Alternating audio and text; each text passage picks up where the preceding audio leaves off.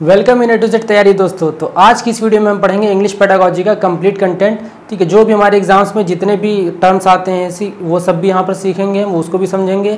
और जो इसका कंटेंट है मेन, ठीक है, लैंग्वेज का पूरा, वो यहाँ पर पढ़ेंगे। और बाकी एग्जाम में जिस तरीके से क्वेश्चन आते हैं वो चीज़ हम बताते जाएंगे आपको। तो चलो वीडियो को शुरू करते हैं। तब तक चैनल से जुड़ जाओ, सब्सक्राइब कर दो, बेल आइकन ऑन कर दो। और अगर मैथ्स पेडागोजी का अभी तक आपने नहीं देखा है वीडियो, ठीक है, वो भी एक मैराथन वीडियो, तो एक बार देख लेने जाके, वहाँ पर सारे टॉपिक्स को क्लियरली अच्छे से समझाया है। ठीक है, तो चलो फिर स्टार्ट करते हैं हम। अब देखो, इंग्लिश पेडागोजी में सबसे पहले हम इंग्लिश के बारे में थोड़ा समझते हैं। ठीक है, कि जो इंग्लिश लैंग्वेज होती है, ठीक है, चाहे इंग्लिश लैंग्वेज हो चाहे हिंदी लैंग्वेज हो, इस लैंग्वेज का कुछ कैरेक्टरिस्टिक्स होते हैं। ठीक है, वो क्या होते हैं, उनकी विशेषताएं क्या होती हैं। सबसे पहली बात तो लैंग्वेज जो होती है हमारी क्या होती है, एक आर्बिट्रेरी है। ये वर्ड आपको एज इट इज़ ऐसे ही याद रखना है। ठीक है, इसका मतलब बता देते हैं। मतलब जैसे मान लीजिए हमने बोल दिया हेलो, या फिर हमने बोल दिया वाटर, इसका मतलब पानी। ठीक है, अब वर्ड में और मीनिंग में कोई सिमिलरिटी नहीं है, कोई लॉजिक नहीं है, फिर भी क्या है, ये एक लैंग्वेज है। ठीक है, तो लैंग्वेज क्या होती है हमारी, आर्बिट्रेरी होती है, मतलब जिसमें कोई लॉजिक ना हो। ठीक है, जहाँ से आप कोई रिलेशन ना कर सको कि हमने कोई वर्ड बता दिया, अब आप उससे गेस करो कि इसका मीनिंग ये होगा। ईट का खाने से कोई मतलब नहीं, जबकि मीनिंग होता है खाना। ठीक है, फूड का खाना होता है, अगर फूड से जैसे कोई मीनिंग होता है तो हम रिलेट कर लेते हैं कि हाँ इसका मतलब है खाना होता है। तो लैंग्वेज क्या होती है कि वर्ड कुछ भी होगा, उसका मीनिंग कुछ भी हो सकता है, कोई भी वर्ड या कोई भी लेटर मिलकर कोई भी वर्ड बना सकते हैं। ठीक है, तो हमें जैसा एज इट इज़ रटना पड़ता है, बस सिंपल सी बात ये है। तो लैंग्वेज क्या आर्बिट्रेरी है। दूसरी चीज़ क्या है कि जो हमारी लैंग्वेज होती है वो सिंबलिक होती है।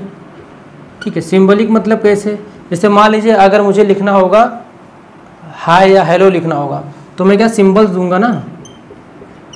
ये क्या है हमारी नज़र में, तो ये लेटर है, मगर ये क्या है, हेलो। जब पहले आप समझ लो, पहले के टाइम पर, ठीक है, क्या होता था, इंग्लिश हिंदी ये सब तो लैंग्वेज थी नहीं, तो लोग क्या साइन से सिंबल से एक दूसरे से बात करते थे ना, या साइन से या सिंबल से क्या बोलते हैं, कुछ ना कुछ वॉल पे लिख देते थे कि इसका मतलब ये है। ठीक है, तो क्या होता है कि सिंबल का यूज़ हम करते हैं लैंग्वेज में, तो एक सिंबलिक भी इसका एक कैरेक्टरिस्टिक्स हो गया है। अब तीसरी बात अगर हम करें यहाँ पर, ये जो लैंग्वेज होती है हमारी डायनेमिक इन नेचर होती है। ठीक है, डायनेमिक मतलब क्या हुआ कि इवॉल्व होती रहती है, एक जैसी नहीं रहेगी। जैसे अभी मान लीजिए कोई डिक्शनरी में कोई वर्ड आया, ठीक है, उसका मीनिंग कुछ है, बाद में कुछ इसमें इवॉल्व हो गया। ठीक है, स्पेलिंग्स बदल गई, या प्रोनाउंसिएशन का तरीका बदल गया, या कुछ नए नए वर्ड्स आ गए।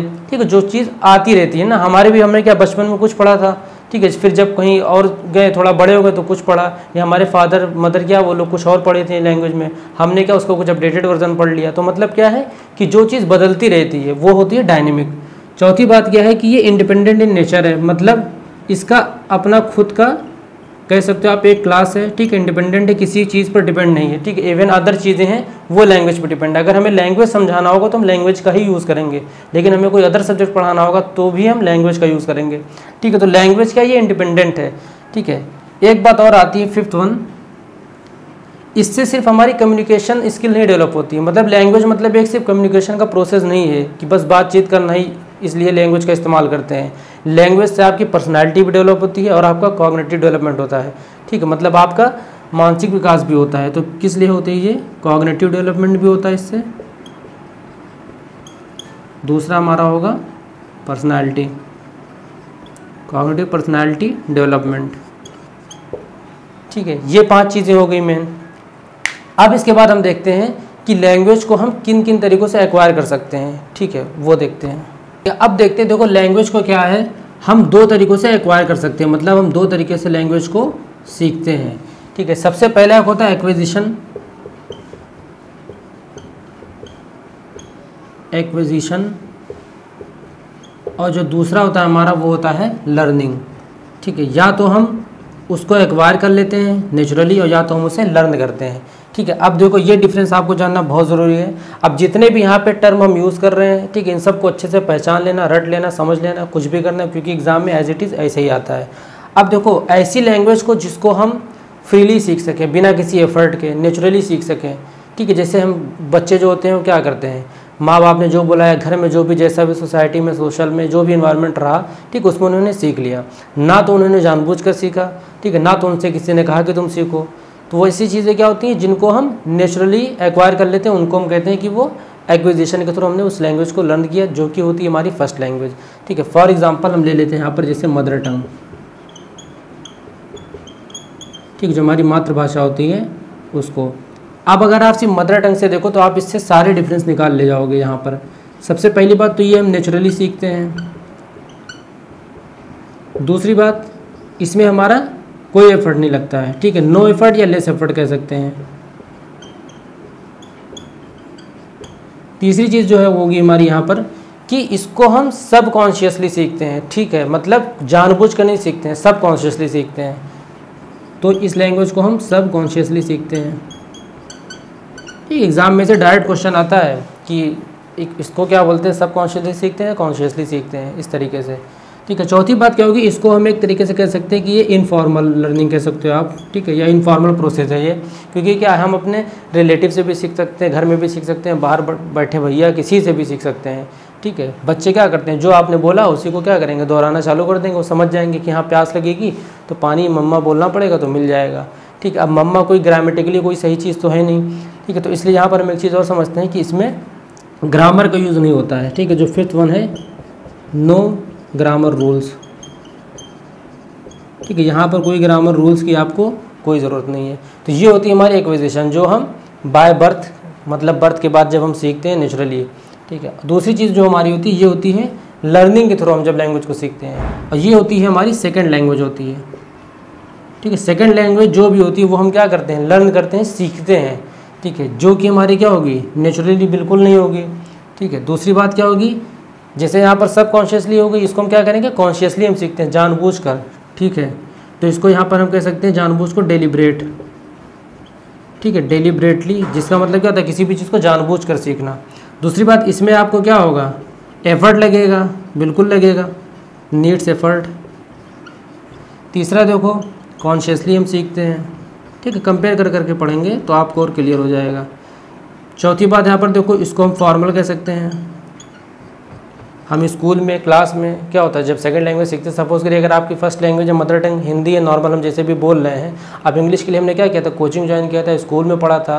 ठीक है, एक सिस्टमेटिक वे में पढ़ा था ना, तो वो चीज़ होती है। फिफ्थ है हमारा यहाँ पर नीड्स ग्रामर।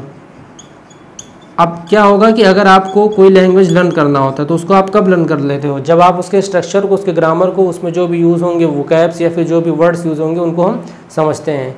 ठीक है, अब ये चीज़ हमारी होती है कि जिसे हम नेचुरली जन्म के बाद जो हम सीखते हैं, ठीक है, वो होती है एक्वाइजेशन के थ्रू। ठीक है, या एक्वाइजेशन प्रोसेस उसको बोलते हैं। और एक होता है लर्निंग प्रोसेस, जिसमें हम डिलिबरेटली, ठीक है, जिसमें हम एफर्ट या कॉन्शियसली ऐसे सीखते हैं। अब लैंग्वेज लर्निंग की अगर बात करें तो लैंग्वेज लर्निंग का जो बेस्ट पीरियड माना जाता है कि जिस टाइम पे बच्चा लैंग्वेज को एक्वायर करता है, सीखता है, वो क्या होता है, बर्थ के बाद से आपका 5 ईयर्स तक। ठीक है, ये चीज़ याद रखना, एग्जाम में क्वेश्चन भी आ चुका है। और जैसे ही 5 साल के आगे होता जाएगा वो, तो लैंग्वेज लर्निंग की क्या होगी, डिक्रीज़ होती जाती है कैपेसिटी। ठीक है, उसको भी हम चॉम्स्की वाले में और अच्छे से समझाएंगे। तो आप बस इतना समझो कि लैंग्वेज को लर्न करने का, सीखने का, ठीक है, या एक्वायर करने का सबसे अच्छा जो टाइम पीरियड होता है वो 5 साल तक होता है। 5 साल के बाद से क्या होगी, वो चीज़ हमारी कम होती जाती है लैंग्वेज सीखने की। ठीक है, तो फिर अब आगे हम देखते हैं यहाँ पर, इसके बाद एक वर्ड आता है बिक्स और कैल्प। ठीक है, इनका भी क्या इसी से रिलेशन है। ठीक है, उनको हम समझते हैं बहुत अच्छे से। तो चलो अब हम बात करते हैं यहाँ पर बिक्स और काल्प। ठीक है, इसको आप एक काम करना, जो एक्वाइजेशन वाला था उससे रिलेट कर लेना और इसको आप लर्निंग से रिलेट करना। ठीक है, लैंग्वेज में जो 2 कॉन्सेप्ट लगते हैं, ठीक है, उनके बारे में ये जो होता है हमारा बेसिक इंटरपर्सनल कम्युनिकेशन स्किल होता है, मतलब जो हम बेसिक चीज़ें आपस में जो हम बात करते हैं, ठीक है, उन चीज़ों को हम बोलते हैं बिक्स में। और काल्प क्या होता है, जो हम कॉग्निटिव एकेडमिक लैंग्वेज प्रोफिशिएंसी, मतलब जो हम किसी एकेडमिक के लिए पढ़ रहे हों, ठीक है, इसीलिए इसको क्या बोलते हैं, एकेडमिक लैंग्वेज बोलते हैं और उसको सोशल लैंग्वेज बोलते हैं। ठीक है, और इसमें क्या होता है हमारे कैल्प में, जिसमें आपका कॉग्निटिव का यूज़ हो, ठीक है, दिमाग का यूज़ हो, आपको सोचना पड़े, विचार करना पड़े, ठीक है, थॉट प्रोसेस करना पड़े, लॉजिक लगाना पड़े, रीजनिंग लगानी पड़े। ठीक है, इन सब चीज़ों का जहाँ पर हम अच्छे से इस्तेमाल करेंगे वो हमारा काल्प में आता है। ठीक है, अब यहाँ पर एक देखो कि लर्न ईजिली, जो चीज़ हम आसानी से सीख सकते हैं। और आसानी से हम कब सीखेंगे, जब हम उस चीज़ का क्या है, डेली लाइफ में यूज़ करते हैं, तभी तो हमें कोई चीज़ आसानी से याद होती है। तो हमारा क्या हो जाता है, ये डेली लाइफ में और लर्न ईजिली। दूसरी चीज़ देखो, यहाँ पर इसका उल्टा होगा कि यहाँ पर आपको ईजिली तो नहीं याद हो पाएगा, या ईजिली तो आप नहीं समझ पाओगे। आपको क्या, अगर प्रोफिशिएंसी चाहिए, मतलब आपको प्रोफिशिएंट बनना है, ठीक है, इसमें पक्का बनना है, पीएचडी करनी है इस चीज़ में, तो मतलब आपका दिमाग का अच्छा खासा इस्तेमाल होगा। ठीक है, आपको अच्छे विचार रखने पड़ेंगे, मजबूत विचार होने चाहिए। ठीक है, ये नहीं कुछ भी सोच लिया, यहाँ पर ध्यानपूर्वक आपको अच्छे से अपना दिमाग का पूरा इस्तेमाल करना पड़ेगा। ठीक है, तीसरी बात होती है हमारी, ये इनफॉर्मल लैंग्वेज होती है, मतलब जो हम प्लेग्राउंड पे बोलते हैं, दोस्तों में आपस में बात करते हैं। ठीक है, और यहाँ पर देखो फॉर्मल लैंग्वेज, मतलब जो हम क्लास में, ऑफिस में, मीटिंग के दौरान, ठीक है, अब जैसे भी यहाँ पर हम बोल रहे हैं, या नॉर्मली अभी आप दोस्तों से बात करें, वैसे वैसे आप किसी मीटिंग में ऑफिस में जाकर नहीं बात कर सकते हो ना, ठीक है। वहाँ पर क्या होता है, एक ऑफिशियल एक एकेडमिक लैंग्वेज चलती है।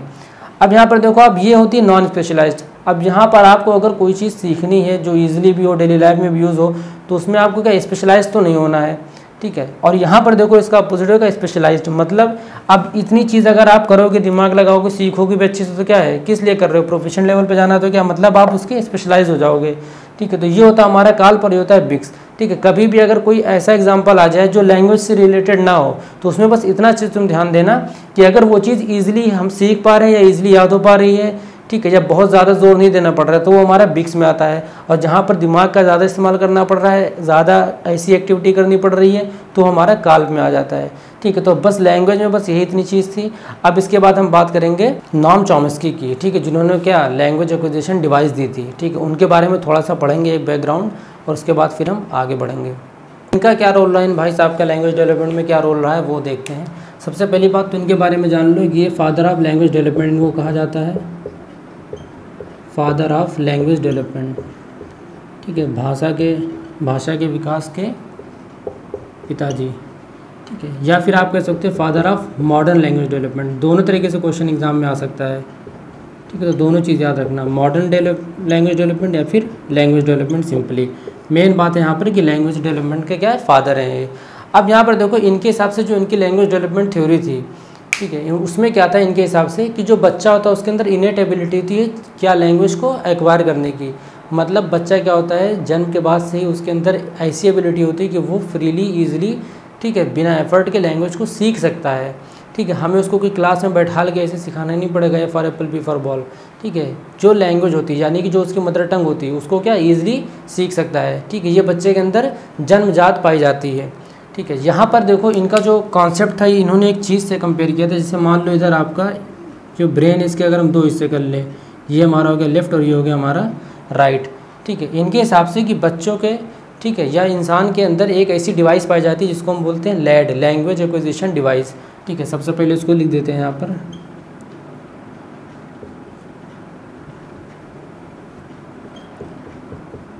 लैंग्वेज, ठीक है, एक्विजिशन डिवाइस, ठीक है। अब ये जो डिवाइस होता है इसको एक आप हाइपोथेटिकली समझो, ठीक है, कि लैंग्वेज एक्विजिशन जो डिवाइस होता है, ठीक है, लेफ्ट ब्रेन में पाया जाता है।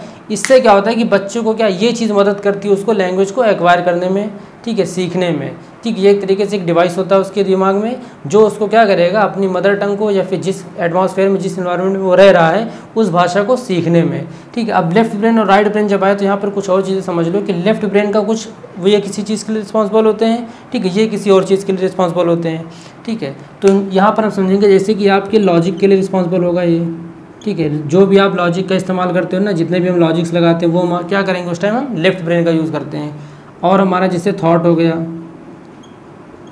ठीक है, थॉट प्रोसेसिंग, इन सब में क्या करते हैं हम लेफ्ट ब्रेन का यूज़ करते हैं, ठीक है। ऐसे ही मारा जाता है लैंग्वेज का, ठीक है, लैंग्वेज डेवलपमेंट के लिए भी क्या हमें लेफ्ट ब्रेन का। अब देखो उसको याद कैसे रखना है, एल से लेफ्ट, लैड, लैंग्वेज, ठीक है, और लॉजिक, ऐसे याद रख लेना।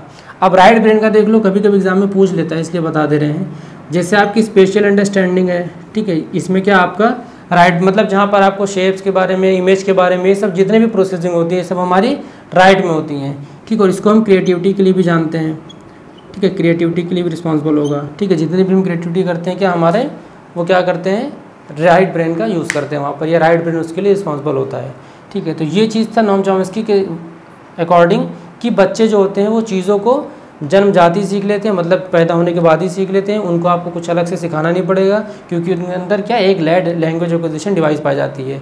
अब यहाँ पर जो एक नोट करने वाली बात है, एक चीज़ और इन्होंने बोली कि जो बच्चे की सीखने की प्रक्रिया होती है वो सबसे तेज़ होती है कब, जब तक वो 5 साल से छोटा रहता है। मतलब 0 से 5 साल तक क्या रहेगा, वो लैंग्वेज को बहुत ही तेज़ी से या कुछ भी उसको आप सिखाओगे बहुत तेज़ी से सीखता है वो, ठीक। और ये कभी आप अपने घर में गौर भी कर लेना, जैसे मान लीजिए आपने थोड़ी भी कोई नकल कर दी ना तो बच्चा तुरंत कॉपी करने लगेगा, ठीक है। और जब वही बड़ा हो जाता है उसको आप समझाते रहो लाख नहीं समझ पाएगा, ठीक है। तो वही चीज़ बोला इन्होंने कि जब तक वो 5 साल का रहता है, 5 साल से कम आयु तक क्या करता है वो चीज़ों को बहुत फास्टर सीखता है, और जैसे ही उसकी आयु बढ़ती जाएगी 5 साल के बाद वैसे क्या होगी, ये एबिलिटी उसकी क्या होती है, कम होती जाती है, डिक्रीज़ होती जाती है, ठीक है। तो एग्जाम में कभी भी क्वेश्चन पूछ लेता है कि कब तक बच्चा बहुत तेज़ी से लैंग्वेज सीखता है या किसी चीज़ को कब तक सबसे तेज़ी से लर्न करता है, तो 5 साल तक। उसके बाद से क्या होता है, उसके अंदर सीखने की जो प्रक्रिया होती है वो कम होती जाती है।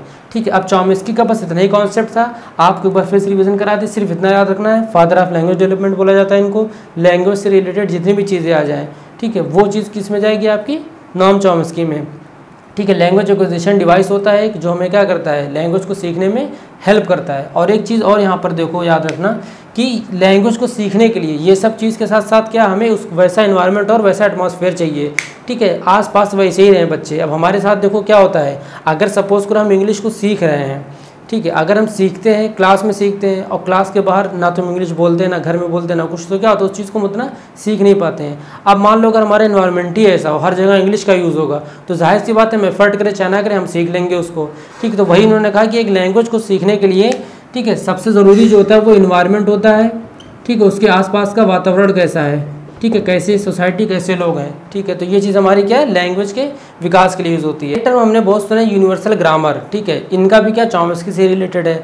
अब देखो यूनिवर्सल ग्रामर, आप वर्ड का मतलब समझो। यूनिवर्सल मतलब क्या, जो हर जगह क्या हो, सेम हो। ठीक है। ग्रामर, तो इनके हिसाब से क्या था कि बच्चा जो चीज़ सीखता है, ठीक है, कोई भी लैंग्वेज हो, दुनिया की किसी भी लैंग्वेज में आप कर लो, सबका क्या एक बेसिक ग्रामर होता है, एक बेसिक स्ट्रक्चर होता है। ठीक है। उसी के बेस पे हम लैंग्वेज को समझते हैं, याद करते हैं। जैसे भी अगर हमको मान लो हिंदी सीखना है, तो पहले क्या छोटा बड़ा सीखना पड़ेगा। इंग्लिश सीखना है तो ABCD करना पड़ेगा, फिर छोटा से आम, इंग्लिश में A से एप्पल। ऐसी आप चाइनीज़ ले लो, स्पेनिश ले लो, फ्रेंच ले लो, कोई भी लैंग्वेज कहीं की भी ले लो, सबका क्या एक बेसिक वोकैब या एक बेसिक ग्रामर स्ट्रक्चर होता है। ठीक है। वैसे ही हम क्या करेंगे, लैंग्वेज को हम धीरे धीरे फिर सीख ले जाते हैं। तो इनके हिसाब से यूनिवर्सल ग्रामर का कॉन्सेप्ट इन्होंने दिया था कि कोई भी चीज़ होती, कितनी भी लैंग्वेज आ जाए, उन सब का क्या एक बेसिक एक स्ट्रक्चर सेम होता है। इसीलिए हम क्या करते हैं, जैसे जैसे हम लैंग्वेज सीखते जाएंगे, हमारी ग्रामर क्या और अच्छी होती जाएगी। ठीक है। क्योंकि तब हम कंपेयर कर पाएंगे कि हर अदर लैंग्वेज के ग्रामर को एक दूसरे से, और जो भी लैंग्वेज की ग्रामर्स होती है एक दूसरे से क्या रिलेट करती हैं। ठीक है। तो यहाँ पर बस इतना याद रखना, बेसिक ग्रामर कह सकते हो आप, सबके लिए क्या होती है, सेम होती है। प्लस रिलेटेड, मतलब हम रिलेट भी कर सकते हैं एक लैंग्वेज से दूसरे ग्रामर को। ठीक है। ऑल लैंग्वेजेस के लिए ये चीज़ याद रखना। ठीक है। ऑल लैंग्वेज को हम क्या एक तरीके से रिलेट कर सकते हैं, उनकी बेसिक ग्रामर को हम समझ सकते हैं, बेसिक स्ट्रक्चर को समझ सकते हैं। ठीक है। इसी को कॉन्सेप्ट को हम क्या बोलते हैं कि ये यूनिवर्सल ग्रामर है। ठीक है, जो चॉम्स्की ने बोला था। अब इसके बाद हम पढ़ेंगे स्टेजेज ऑफ लैंग्वेज डेवलपमेंट। ठीक है। अब अगर हम बात करें स्टेजेज ऑफ लैंग्वेज डेवलपमेंट, इस पे देखो किस हिसाब से क्वेश्चन आता है वो भी बताएंगे यहाँ पर। ठीक है। इनका एक ऑर्डर होता है, कोई भी लैंग्वेज का जो डेवलपमेंट होता है एक ऑर्डर होता है। ठीक है। जैसे मान लो बच्चा पैदा हुआ, ठीक है, अब वो क्या करेगा, तुरंत तो बोलने नहीं लगेगा। ठीक है। करता क्या, पहली स्टेज आती है उसकी क्राइंग, मतलब पहले क्या 0 से 2 महीने तक क्या करेगा, वो रोएगा, चिल्लाएगा। ठीक है। दूसरी जो आती है हमारी, इसको हम बोलते हैं कूइंग, और इसको इंग्लिश ही में याद रखना क्योंकि आएगा तो इंग्लिश में ही ना। ये 3 से 5 मंथ के लिए होता है। ठीक है। तीसरा जो हमारा आता है वो आता है बैबलिंग। बैबलिंग मतलब जो भी वो बोलेगा, आप बाप बा, इसे कुछ भी हकला के जो भी बोलता है उसको क्या बोलते हैं हम बैबलिंग, जो हमारी 6 से 8 मंथ के लिए होती है। इसके बाद आती है हमारी 1 वर्ड स्टेज, जहाँ पर वो एक शब्द का इस्तेमाल करेगा। ठीक है। जिनके घर बच्चे होते हैं वो थोड़ा गौर करना, या गौर किया ही होगा। ठीक है। कि जब वो 6 से 8 महीने को तो क्या आ बा कुछ भी बोलेगा, अम्मा आधा आधा बोलेगा। ठीक है। वो बैबलिंग करता है, या कुछ भी बोलेगा, कहीं भी कोने में बैठ के बोलेगा, उसके हिसाब से पता नहीं कौन कौन सी बातें कर रहा हूँ, मगर हमारे लिए क्या वो एक नॉर्मल सी चीज़ होगी कि बस चिल्ला रहा है। ठीक है। चौथा क्या होता है हमारा 1 वर्ड स्टेज, मतलब इसमें क्या करेगा बच्चा, एक वर्ड बोल ले जाएगा। ठीक है। या तो माँ या तो पा, कुछ भी ऐसा। 5वां जो होता है हमारा, ये होता है 2 वर्ड स्टेज, मतलब जहाँ पर वो 2 शब्दों का इस्तेमाल कर सकेगा, 2 शब्द बोल सकेगा। ठीक है। यहाँ पर अगर इनकी एज लिखने 1 वर्ड की जो हो गई 9 मंथ से 1.5 ईयर तक होता है, और ये होता है 1.5 ईयर से 2 साल तक। ठीक है। तो इनकी आप एक काम करो, टाइम पीरियड भी याद रखना, कभी कभी टाइम पीरियड भी पूछ लेता है, और कभी कभी क्या इनका सीरियल ऑर्डर पूछ लेता है। ठीक है। और एक चीज़ और पूछ लेता है कि टेलीग्राफिक स्पीच किसे कहते हैं, तो इसी को बोलते हैं, जो 2 वर्ड स्टेज होती है इसको हम बोलते हैं टेलीग्राफिक स्पीच। ठीक है। तो बस इसमें बस इतनी चीज़ें हैं। सीरियल ऑर्डर एकदम अच्छे से याद रखना, 2 सी वाले ऊपर रहेंगे, फिर बी, फिर ओ, फिर टी, इस तरीके से, या जैसे भी आप बना सको। ठीक है। या एक प्रोसेस कर लो कि बच्चा पहले रोएगा, फिर चिल्लाएगा, थोड़ा बहुत बोलेगा, फिर एक वर्ड बोल ले जाएगा, फिर 2 वर्ड का या 2 से ज़्यादा फिर धीरे धीरे बोल ले जाता है। ये हमारी क्या होती है, स्टेजेस ऑफ डेवलपमेंट होती हैं। ये अभी इतना आपका था जो लैंग्वेज का कॉन्सेप्ट था, ठीक है। अभी तक यहाँ पर इंग्लिश का कोई लिटरेचर या अल्फ़ाबेट या वॉवल्स ये सब का भी इस्तेमाल नहीं हुआ। इसके बाद अब हम पढ़ेंगे वहाँ के जो भी कॉन्सेप्ट लगते हैं। पहले कुछ हम टर्म्स पढ़ लेंगे जो हमारे इंग्लिश में आते हैं, ठीक है। तो चलो फिर अब वहाँ पर पहुँचते हैं। अब देखो यहाँ पर है इंग्लिश लैंग्वेज का प्योर हम इंग्लिश के बारे में समझेंगे यहाँ पर, ठीक है। और जो भी एग्जाम में जो भी क्वेश्चंस आते हैं, ठीक है, उन सबको हम बताते हुए चलेंगे एज यूजुअल। अब यहाँ पर देखो क्या होता है कि सबसे पहले हम इंग्लिश लैंग्वेज का कुछ ऑब्जेक्टिव होगा कि इस लैंग्वेज को क्यों सिखाया जाता है, तो उन ऑब्जेक्टिव को देखते हैं, ठीक है। तो मेन सिर्फ 2 ही ऑब्जेक्टिव हैं जो मेन है, आपको बस उन्हीं दोनों से मतलब है। पहली बात तो क्या है, विकास करना किसका, लैंग्वेज का, ठीक है। तो डेवलपमेंट ऑफ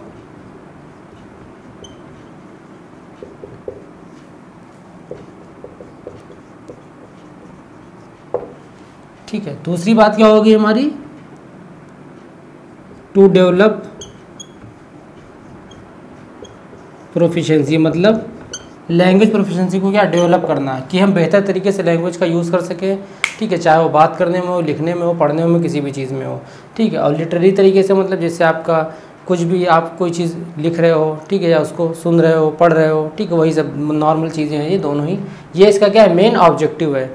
अब इसके बाद हम देखते हैं यहाँ पर कि लैंग्वेज को टीचिंग करने में, ठीक है, लैंग्वेज को सीखने में हमें कौन कौन सी डिफ़िकल्टीज़ का सामना करना पड़ता है, किस वजह से। सिर्फ अगर इंडिया की बात करें, ठीक है, सिलेबस के अकॉर्डिंग जैसा है कि इंडिया में कौन कौन सी चीज़ों की वजह से क्या होता है, हमारा लैंग्वेज या इंग्लिश लैंग्वेज को सीखने में दिक्कतें होती हैं, ठीक है। तो सबसे पहली बात तो क्राउडेड क्लास की वजह से, ठीक है, 60-70 बच्चे एक ही क्लास में बैठा दिया, तो अब यहाँ पे क्या होगा, बच्चा क्या होगा, अपने जो भी उसके क्वेश्चन होंगे वो पूछने से हिचकिचाएगा, ठीक है। पहली बात तो इतनी क्लास है, फिर ये सोचे अगर हम ही पूछेंगे, 40 मिनट की 30 मिनट की क्लास होनी है, फिर कैसे काम चल पाएगा।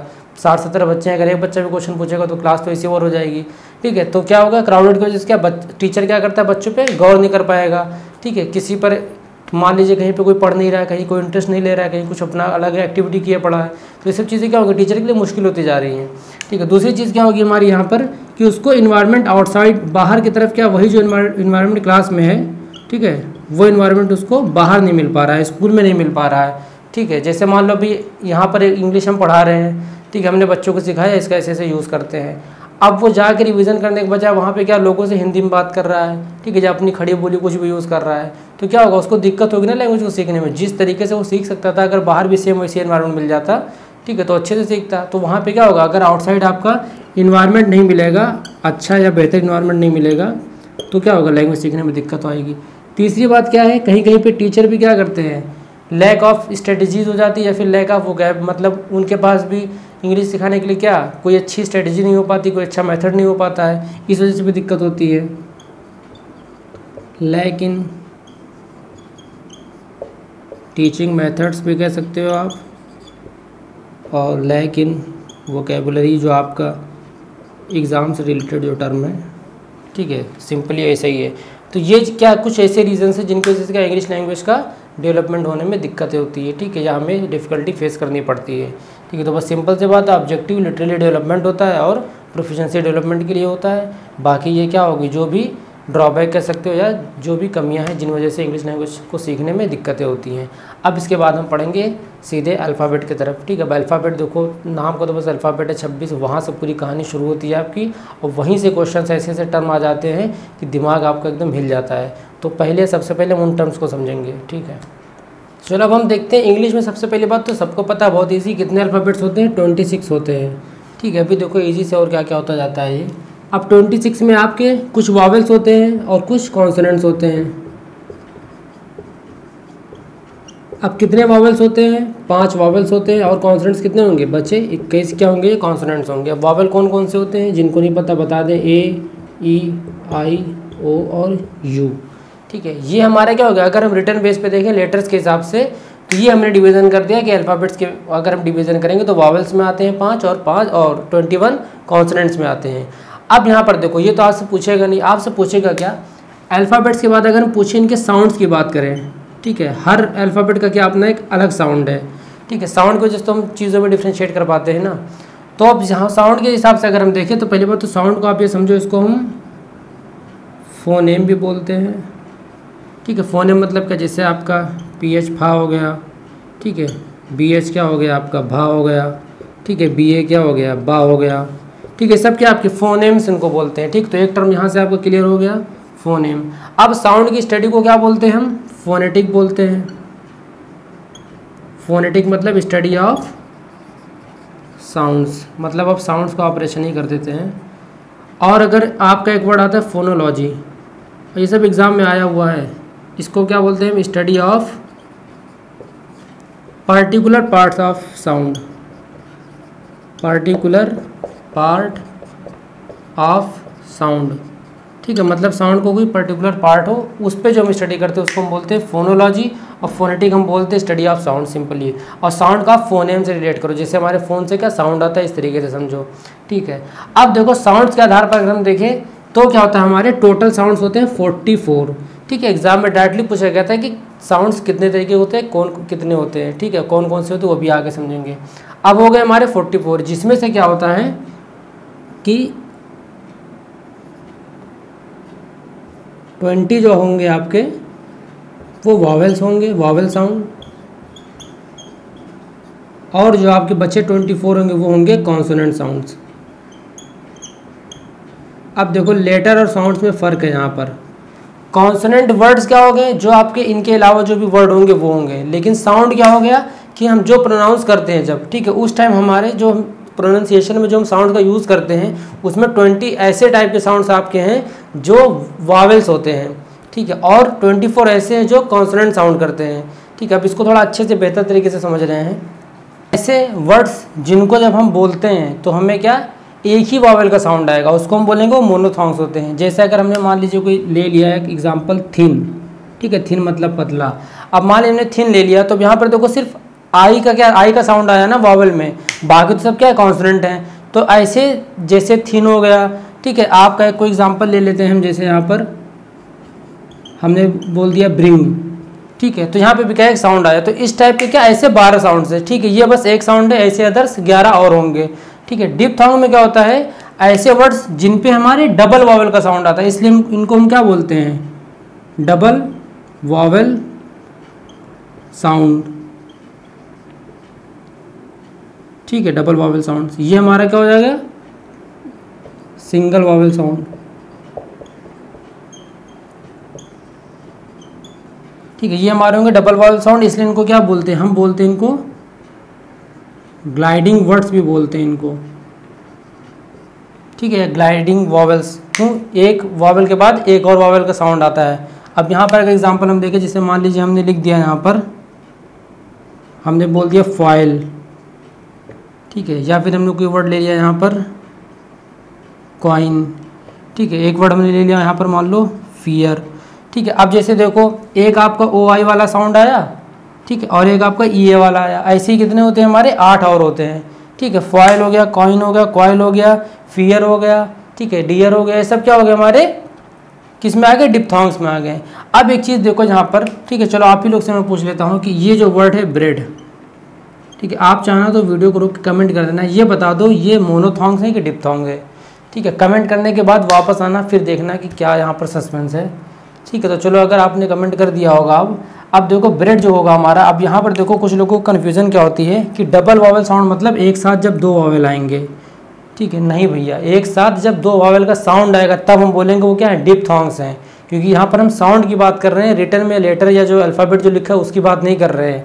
ब्रेड में देखो आपका सिंपली आप इसको प्रोनाउंस कैसे कर रहे हो, आप इसको ऐसे प्रोनाउंस कर रहे हो BRED ब्रेड।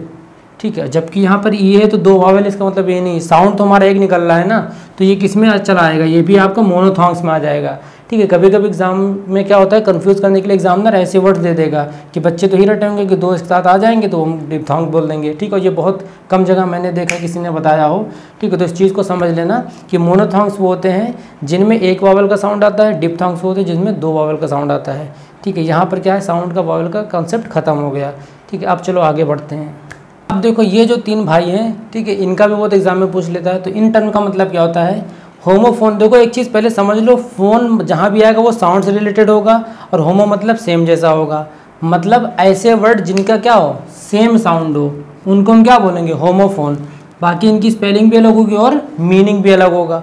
दूसरा था हमारा होमोग्राफ। ग्राफ मतलब क्या होता है आपका, राइटिंग से, लिखने से संबंधित है। और होमो मतलब क्या, सेम, मतलब जिनको हम लिखे सेम, मतलब क्या हुआ, उनकी स्पेलिंग्स क्या होंगी, सेम होंगी। तो यहाँ पर जिनकी स्पेलिंग सेम होती है, ठीक है। अभी एक एक एग्जांपल दे देते हैं। और साउंड और मीनिंग क्या होगी, अलग होगी। अब होमोनिम क्या होता है, इन दोनों को मिला दो, फोन और ग्राफ को, मतलब क्या हुआ कि आपका स्पेलिंग भी सेम हो और साउंड भी सेम हो, मगर मीनिंग क्या हो, डिफरेंट। मतलब तीनों ही कंडीशन में एक चीज़ अच्छी सी बता दें जिससे आपको ऑप्शन को एलिमिनेट कर दो, मीनिंग हमेशा अलग ही अलग होगा, ठीक है। चाहे वर्ड सेम लिखे हों, सेम साउंड करें, मीनिंग हमेशा अलग होगा। और लॉजिक सी बात है, अगर एक दो वर्ड का एक ही मतलब हो जाएगा तो फिर क्यों, क्या फ़ायदा उस वर्ड का, ठीक है। इसलिए ऐसे समझ लेना कि होमोफोन जो होंगे हमारे साउंड से रिलेटेड, मतलब सेम साउंड, ठीक है। यहाँ पर ग्राफ है तो सेम स्पेलिंग, और यहाँ पे होमोनिम है इन दोनों का। अब जैसे मान लो सेम साउंड वाले जो वर्ड हो गए, जैसे मान लीजिए हमने लिख दिया यहाँ पर, इसका एग्जांपल हमने लिखा सी। अब एक होता है सी और ये भी होता है सी। यहाँ पर देखो क्या स्पेलिंग अलग है, मीनिंग भी अलग है, ठीक है, लेकिन जो हमारा साउंड क्या सी आ रहा है, ठीक है। होमोग्राफ में देखो, मान लो इसमें क्या हुआ, हमने स्पेलिंग क्या हो, सेम होती हो, जैसे कि हमने बोल दिया माइन्यूट, ठीक है, या तो माइन्यूट इसको हम बोलेंगे और इसको हम मिनट भी लिखते हैं, ठीक है। देखो स्पेलिंग क्या है, स्पेलिंग दोनों में सेम है ना, MINUT, इसमें भी सेम स्पेलिंग और इसमें भी, मगर इसका साउंड मिनट हो गया, इसका माइन्यूट हो गया, ठीक है। इसमें क्या मीनिंग भी इनका अलग अलग हो जाएगा, ठीक है। ये क्या हो गया, हमारे एक जैसे वर्ड हो गए सिर्फ लिखने में, स्पेलिंग में, बाकी इन दोनों चीज़ में अलग हैं। अब होमोनिम का जैसे एग्जांपल ले लें हम, मान लो हमने ले लिया बैट, ठीक है। एक बैट ये होता है चमगादड़ वाला और एक बैट होता है जिससे हम क्रिकेट खेलते हैं। अब यहाँ पर आप देखो इनमें क्या है, स्पेलिंग सेम है बिल्कुल, साउंड भी सेम है, मगर मीनिंग क्या हो गया, मीनिंग डिफरेंट हो गया, ठीक है। तो ऐसे वर्ड्स को अगर एग्जाम्पल के तौर पर पूछ लेगा तो भी आप पता ले जाओगे। अगर ऐसे डायरेक्टली पूछ लेता है एग्जाम में कि उन वर्ड्स को या उस टर्म को हम क्या बोलते हैं जिसमें सेम स्पेलिंग हो, या उन टर्म्स को क्या बोलते हैं जिनमें सेम साउंड हो, या क्या बोलते हैं उनको जिनमें सेम साउंड और सेम स्पेलिंग हो, ठीक है। तो मीनिंग कहीं पे भी सेम नहीं होगा, कभी कभी ऑप्शन में दे देता है कि हैविंग सेम मीनिंग, तो वहाँ पे आप एलिमिनेट कर देना, ठीक है। अब ये चीज़ अच्छे से समझ लो। एक चीज़ और आती है, होमोनिम से रिलेट करता है वो, इसमें बहुत कन्फ्यूजन हो जाती है लोगों को, पॉलीसेम या पॉलीसेमी, ठीक है। अब देखो ये क्या होता है, होमोनिम की तरह होता है। इसमें क्या होता है, जैसे इसका एक वर्ड आपने लिख दिया, उसके दो मीनिंग हो सकते हैं, ठीक है, लेकिन इनके जो मीनिंग होंगे वो अलग होंगे, डिफरेंट होंगे, मीनिंग एकदम डिफरेंट होंगे, ठीक है। इसमें भी क्या होता है, एक वर्ड के इसमें भी क्या डिफरेंट मीनिंग्स हो सकते हैं, मगर वो क्या होते हैं, सिमिलर होते हैं, ठीक है, मिलते जुलते होंगे। जैसे मान लो अगर हमने एग्जांपल दे दिया कि I will get you drink, ठीक है, मैं तुम्हारे लिए कुछ पीने के लिए ले आता हूँ, ठीक है, या आई विल गेट ड्रिंक, ठीक है, कुछ भी बोल दिया। अब यहाँ पर देखो जो गेट वर्ड आया, अब अगर हम आपसे बोलते हैं गेट आउट, ठीक है, मीनिंग देखो क्या थोड़ा सा चेंज हुआ। गेट मतलब क्या होता है, लाना जाना ही तो हो रहा है यहाँ पर, ठीक है। तो मतलब क्या, जो भी बोल रहा है वो क्या जा रहा है, ठीक है, या आ रहा है, तो वही चीज़ होगी, जा तो इस कंडीशन में भी रहा, उस कंडीशन में भी रहा है, तो मतलब क्या हुआ, सिमिलर हो गया। ऐसे हम मे को बोल देते हैं, मे आई कम इन, या फिर आई मे गो, ठीक है। क्या यहाँ पर मे मतलब क्या होता है, जा सकते हैं, सकता है, ठीक है। ये चीज़ आ रही ना कैन में, ये सब क्या होंगे, आपके पॉलीसेम वर्ड्स होते हैं। मतलब ये वन वर्ड के डिफरेंट सेवरल मीनिंग तो होंगे ही, लेकिन ये सिमिलर होंगे। और होमोनिम में ये क्या डिफरेंस करता है इसमें, कि बस इनका मीनिंग क्या होता है जो डिफरेंट हो जाता है, ठीक है। तो ये चीज़ होगी हमारी, चार टर्म ये क्लियर हो गए, ठीक है। चलो अब आगे देखते हैं। चार चीज़ें और यहाँ पर, मॉर्फीम, इसका मतलब क्या होता है कि ऐसा कोई वर्ड, ठीक है, जो स्मॉलेस्ट मीनिंगफुल वर्ड हो, ठीक है। जैसे अभी अगर मान लीजिए हमने वाह बोला, ठीक है, तो वाह क्या कोई वर्ड हुआ, नहीं। टी बोला, ये भी कोई वर्ड नहीं हुआ, ठीक है। ER लगा दिया, क्या होगा, वाटर, मतलब क्या एक मीनिंगफुल वर्ड हो गया, ठीक है। ऐसे कोई भी मान लीजिए हमने बोल दिया फूड, ठीक है, हमने बोल दिया ईट, ये सब क्या है, जो भी स्मॉलेस्ट मीनिंगफुल वर्ड होंगे उनको हम क्या बोलते हैं, मॉर्फीम बोलते हैं, ठीक है। अब यहाँ पर देखो एक आता है हमारा लेक्सिकल वर्ड, जिसको हम लेक्सिकल या कंटेंट बोलते हैं, ठीक है। ये 2022 में भी कई शिफ्ट में पूछा गया क्वेश्चन भी।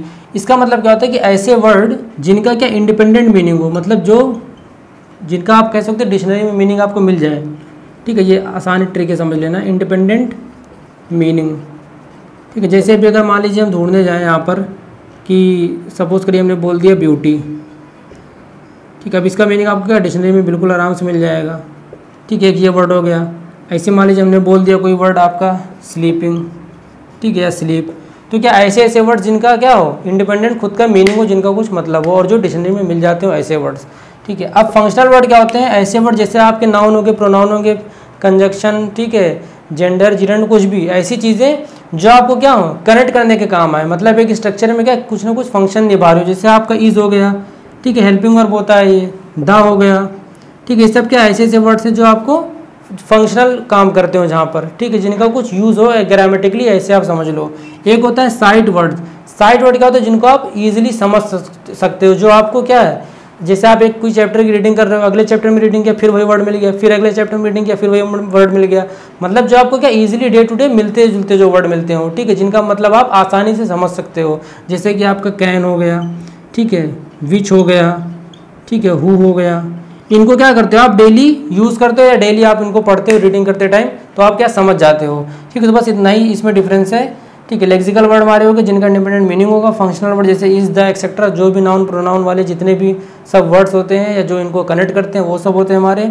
साइट वर्ड्स हमारे होते हैं जिनको हम इजीली समझ लेते हैं, ठीक है। एग्जाम में इस तरीके से क्वेश्चन आ सकता है कि आपको पूछ लेगा कि इनमें से कौन सा लेक्सिकल वर्ड है, ठीक है। आपको ऑप्शन दे दिया, यहाँ पे मान लीजिए इज, यहाँ पर दे दिया द, यहाँ पे दे दिया कैन, और यहाँ पर मान लीजिए दे दिया उसने कोई ऐसा वर्ड जिसका कुछ मीनिंग होता हो, ठीक है। जैसे मान लीजिए हमने बोल दिया यहाँ पर लाइट, ठीक है, तो क्या होगा, ये हमारा हो जाएगा लेक्सिकल या कंटेंट वर्ड, ठीक है। और फंक्शनल वर्ड ये हो जाएगा। तो चलो अब इसके बाद हम पढ़ेंगे यहाँ से मेन हमारा जो इंग्लिश का लैंग्वेज का क्या तरीका होता है, कैसे उसको सीखते हैं, उसके मेथड्स को, ठीक है, उन चीज़ों को पर हम समझेंगे। जो आपकी लैंग्वेज स्किल्स होती हैं, ठीक है, सबसे पहली बात तो वो क्या सीक्वेंस में होती हैं। इनका शॉर्ट फॉर्म आप याद कर लेना LSRW, ठीक है। मतलब पहले बच्चा सुनता है, फिर बोलता है, फिर पढ़ता है और फिर लिखता है। ये इनका क्या हो गया, ये हमेशा सीक्वेंस में रहेंगे, तो ये चीज़ याद रखना, ठीक है, कि सीक्वेंशियल होते हैं। दूसरी बात, इनका क्या अपना अपना एक नेम है। जैसे लिसनिंग का क्या है, एक सिमेंटिक एस्पेक्ट में आता है, ठीक है। अब अगर इसको आपको याद करना है, क्योंकि एग्जाम में क्या होता है मैचिंग में दे देगा या फिर कह देगा 2-3 पेयर दे देगा, कौन सा पेयर इसमें से सही है, तो इस टाइप के क्वेश्चन सब ज़्यादा आते हैं एग्जाम में। तो लिसनिंग का हम सिमेंटिक से रिलेट करेंगे। देखो एस से क्या होता है तुम्हारा सुनना, ठीक है, और लिसनिंग मतलब क्या होता है सुनना हो जाएगा, ऐसे याद कर लेना। स्पीकिंग में देखो क्या होता है, स्पीकिंग जब हम बोलते क्या करते हैं, साउंड प्रोड्यूस करते हैं ना, तो अभी पहले ही हमने बताया था कि जहाँ पर बोलने की बात है या साउंड प्रोड्यूस होगा उसको हम फोन से जानते हैं, ठीक है। तो स्पीकिंग क्या हो जाएगा, फोनेटिक एस्पेक्ट हो गया। राइटिंग पर आ जाओ, रीडिंग पे रुक जाओ। राइटिंग पे क्या होता है, राइटिंग में हमने क्या बताया था कि जब भी हम कुछ लिखेंगे तो वो ग्राफिक एस्पेक्ट में आएगा, ठीक है। जैसे हमने होमोग्राफ बोला था ना, जिसमें राइटिंग सेम हो, स्पेलिंग सेम होती है, तो जहाँ पे भी लिखने की बात आएगी वहाँ पर क्या होगा कि हम राइटिंग को ग्राफिक कह देंगे। अब रीडिंग में क्या होता है, हम कुछ लिखा हुआ क्या होता है उसी को तो पढ़ते हैं, तो कुछ लिखा हुआ रहेगा उसी को हम क्या करेंगे पढ़ेंगे, और पढ़ेंगे तो साउंड प्रोड्यूस होगा। मतलब फोनेटिक साउंड प्रोड्यूस तो हम कर ही रहे हैं, प्लस ग्राफिक एस्पेक्ट और लिखा हुआ भी पढ़ रहे हैं, ठीक है। तो रीडिंग हम क्या करते हैं, फोनेटिक कम ग्राफिक एस्पेक्ट में आता है ये। अब इसके बाद देखो यहाँ पर सबसे पहले तो इसको देखो हिंदी में देख लो, लिसनिंग क्या श्रवण होता है, स्पीकिंग मतलब हो गया आपका वाचन हो गया, ठीक है। रीडिंग मतलब हो गया आपका पठन, और राइटिंग मतलब हो गया लिखन, ठीक है, या लिखना जो भी है। अब यहाँ पर देखो, अब इनमें दो चीज़ आती है, एक आता है आपका एक्टिव और एक होता है पैसिव। एक्टिव स्किल्स कौन सी, पैसिव कौन सी होती हैं। अब देखो एक्टिव मतलब क्या होता है, जिसमें क्या होता है इंसान एक्टिव हो जाता है ज़्यादा, ठीक है। जैसे यहाँ पर देखो इसको सही से समझाते हैं, यहाँ पर देखो हम अच्छे से समझेंगे। देखो दो टाइप की स्किल्स होती हैं, एक होती है हमारी जो एक्टिव स्किल होती है और एक हमारी पैसिव होती है, और एग्जाम में ऐसे क्वेश्चन भी पूछता है। और अब क्या होता है नए नए आपको वर्ड दे देगा ताकि आप कंफ्यूज हो जाए, तो हमने यहाँ पे सारे वर्ड लिख दिए हैं। एक्टिव स्किल्स को हम एक्सप्रेसिव भी बोलते हैं और उसी को हम प्रोडक्टिव भी बोलते हैं। मतलब जिसमें इंसान क्या होगा एक्टिव होगा, या कुछ एक्सप्रेस कर रहा होगा, या कुछ प्रोडक्ट मतलब कुछ प्रोड्यूस कर रहा होगा। दूसरा हमारा था पैसिव स्किल या रिसेप्टिव स्किल, ठीक है। पैसिव क्या होता है हमारा, जो चीज़ कुछ रिसीव कर रहे हैं, ठीक। रिसेप्टिव मतलब आप कुछ रिसीव कर रहे हो। सबसे पहले देखो इसको समझते हैं कि जो पहली स्किल होगी, अब ये बताओ आप कोई चीज़ आप रिसीव करोगे तो किस फॉर्म में रिसीव करोगे। कोई क्या करेगा, कुछ अगर मान लीजिए कुछ बोल रहा है तो आप क्या करोगे, सुनोगे ना उसको, ठीक है। तो सुनना क्या हो गया आपका रिसेप्टिव स्किल, मतलब हमारा लिसनिंग आ गया, आप रिसीव करो ना उसके वर्ड्स को। दूसरा हो गया, अब अगर आप कोई कुछ लिखा है उसको पढ़ रहे हो, ठीक है, तो भी आप क्या करें उसको रिसीव कर रहे हो ना, मतलब जो उसने लिखा है वो आप पढ़ रहे हो, तो क्या जो उसने लिखा है उसको आप रिसीव कर रहे हो, तो हमारा जो हो जाएगा यहाँ पर रीडिंग हो जाएगा।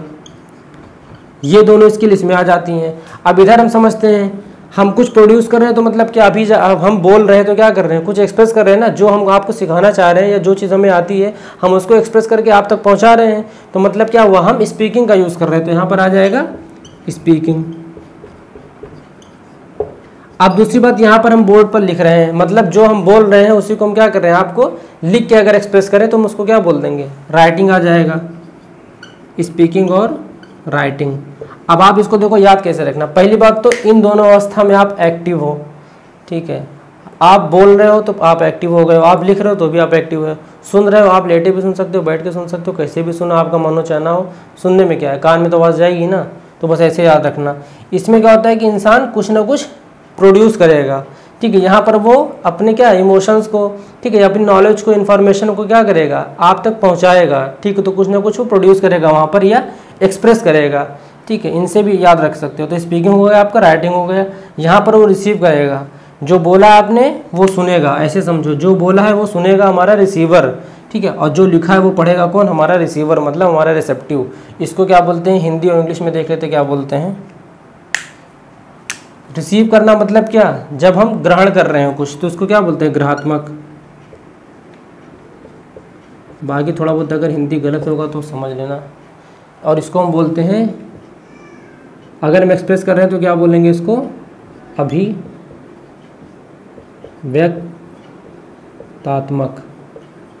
ठीक है। काफ़ी खतरनाक है लेकिन फिर भी हिंदी में भी आ जाता है ना, इसलिए बता देते हैं। बाकी हिंदी की अलग पेडागोजी बनाएंगे तो हाँ तो डिटेल में बताएंगे, ठीक है। जब हम कुछ अपने भावनाओं को, किसी चीज़ को अगर हम अभिव्यक्त करेंगे या फिर पहुंचाएंगे दूसरों तक, तो हम ये हमारा एक्टिव स्किल में आ जाएगा। और जो चीज़ हम सुनेंगे या ग्रहण करेंगे उसको हम इसमें करेंगे पैसिव स्किल में या ग्रहात्मक, ठीक है। अब एक चीज़ और आती है यहाँ पर, ठीक है, ये कभी कभी पूछ लेता है, प्राइमरी स्किल और सेकेंडरी। प्राइमरी स्किल, ठीक है, सेकेंडरी को रीइंफोर्समेंट बोलता है, रीइंफोर्समेंट स्किल। अब ये क्या बला होती है, देखो अब रीइंफोर्समेंट स्किल क्या होती है और प्राइमरी स्किल क्या होती है हम समझेंगे, ठीक है। जैसे हमने आपको बताया था LSRW बताया था अभी कि LSRW क्या होता है, लिसनिंग, स्पीकिंग, रीडिंग, राइटिंग। तो पहले के जो दो होते हैं ये हमारे क्या होते हैं, प्राइमरी हो जाते हैं। और RW से बाद मतलब R से क्या, रीइंफोर्समेंट, तो इसके बाद वाले क्या हो जाते हैं, रीइंफोर्समेंट, मतलब रीडिंग और राइटिंग। तो बस अगर पूछ ले प्राइमरी स्किल्स कौन सी हैं, तो पहले की शुरू की जो दो होती हैं, लिसनिंग और स्पीकिंग, और रीइंफोर्समेंट कौन सी होती है हमारी, रीडिंग और राइटिंग, ठीक है। अब इसमें इतना ही है। अब यहाँ पर हम रीडिंग स्किल्स को थोड़ा इसको डिटेल में पढ़ेंगे। रीडिंग और राइटिंग से क्वेश्चन अच्छे से आ जाते हैं, जो इनकी सब स्किल्स होती हैं, ठीक है। तो चलो फिर अब आगे बढ़ते हैं, समझते हैं। यहाँ पर देखो मेन दो जगह से ज़्यादा क्वेश्चन आता है, दो स्किल से, एक रीडिंग का और एक राइटिंग का, ठीक है। वहीं से क्वेश्चन आते हैं। बाकी आपका लिसनिंग और स्पीकिंग में इतनी कोई स्किल्स नहीं ना, सब स्किल्स हैं उनकी ज़्यादा। अब यहाँ पर देखो रीडिंग स्किल्स सबसे पहले हम समझेंगे होती कितने टाइप की हैं। तो देखो 4 टाइप की मेनली होती हैं। सबसे पहली हमारी होती है लाउड रीडिंग, ठीक है। लाउड के बाद क्या होगा, अब साइलेंट रीडिंग, उसके बाद आपका इंटेंसिव आता है, और फिर हमारी आती है एक्सटेंसिव रीडिंग। अब देखो यहाँ पे बारी बारी समझते हैं। लाउड रीडिंग क्या होता है, जब शुरू में आप बच्चे को या प्राइमरी में, ठीक है, जाता है, हम क्या कहते हैं कि जो भी पढ़ो तुम लाउडली पढ़ो, ठीक है। लाउडली पढ़ने से क्या होगा, टीचर को ये चीज़ पता चलती है कि किसी वर्ड का प्रोनाउंस गलत तो नहीं कर रहा है, ठीक है, या जहाँ पे बताया वहीं पे पढ़ रहा है, ऐसा नहीं पढ़ कहीं और रहा है, ठीक है, और वर्ड्स छोड़े जा रहा है। ये सब चीज़ें क्या हो, अगर टीचर्स को पता चल जाएंगे तो क्या होगा, उसको अच्छे से गाइड कर सकेगा, इसलिए वो लाउड रीडिंग कराते हैं, ठीक है। उसके बाद आती है बारी हमारी साइलेंट रीडिंग की। साइलेंट रीडिंग की क्या, जैसे हम लोग करते हैं। साइलेंट रीडिंग क्या है, एक डीप रीडिंग होती है, जिससे क्या होता है हमारा कंसंट्रेशन बढ़ेगा, ठीक है, और स्पीड भी बढ़ती है। कंसंट्रेशन कैसे बढ़ेगा, जब वो साइलेंटली करेगा तो क्या करेगा, चीज़ों को अच्छे से समझ के पढ़ेगा, ठीक है, और उसका स्पीड भी बढ़ेगा। कभी भी आप देखो नोटिस किया कि अगर हम ऐसे पढ़ते हैं बोल बोल के, ठीक है, लाउडली, तो उतनी स्पीड नहीं बनती जितना हम इनर पढ़ते हैं बोल के, ठीक है। तो ये चीज़ होती है। तो साइलेंट रीडिंग वो हो गई ना, ये तो नॉर्मल सा सबको पता होगा। अब बात करते हैं इंटेंसिव और एक्सटेंसिव रीडिंग की। इंटेंसिव रीडिंग क्या होती है, देखो बोलते हैं ना कि बहुत इंटेंसली, मतलब बहुत डीप में जाकर, ठीक है, मतलब जब आप बहुत ज़्यादा डीप में स्टडी करते हो, ठीक है, या आप एक कह सकते हो स्कैनिंग के तरीके से, ये भी है, ठीक है, कि इसमें क्या होगा कि आप चीज़ों को क्या किसी स्पेसिफिक इन्फॉर्मेशन के बारे में पढ़ोगे, डिटेल में उसके पढ़ोगे। जैसे आप अनसीन पैसेजेस सॉल्व करते हो, उसका सबसे अच्छा एग्जांपल हो गया अनसीन पैसेजेस, ठीक है, जो हमारे एग्जाम में आते भी हैं, ठीक है। जब इनको हम सॉल्व करते क्या करते हैं, पहले हम क्वेश्चन पढ़ लेते हैं, फिर उस क्वेश्चन का आंसर हम ढूंढते हैं। तो मतलब क्या, हम किसी एक पार्ट ऑफ टेक्स्ट या पार्ट ऑफ इन्फॉर्मेशन का क्या स्पेसिफिक कोई इन्फॉर्मेशन हम ढूंढ रहे हैं, डीपली इसमें पढ़ रहे हैं, ठीक है। और ये जो हमारा एक्सटेंसिव होता है, एक्सटेंसिव क्या होता है, जो आप ऊपर ऊपर पढ़ लेते हैं। जैसे मैगजीन्स वगैरह में पढ़ते हैं ना, फैशन का क्या ट्रेंड चल रहा है, ठीक है, या क्या बोलते हैं किसी टेक्नोलॉजी के बारे में पढ़ना, तो ऊपर ऊपर पढ़ लिया, ठीक है। जब तक आप जैसे मैगजीन्स में पढ़ लिया, नॉवेल्स पढ़ लिया, ठीक है, क्या हमें जिसमें इंटरेस्ट है, ठीक है, मतलब इसको हम कह सकते हैं इंटरेस्ट और प्लेजर के लिए। क्वेश्चन भी आ चुका है इस एग्जाम में। जब इंटरेस्ट और प्लेजर की बात आती है तो हम क्या यूज़ करते हैं, एक्सटेंसिव रीडिंग, ठीक है। इसको आप कह सकते हो कि ऊपर ऊपर जो हम पढ़ लेते हैं,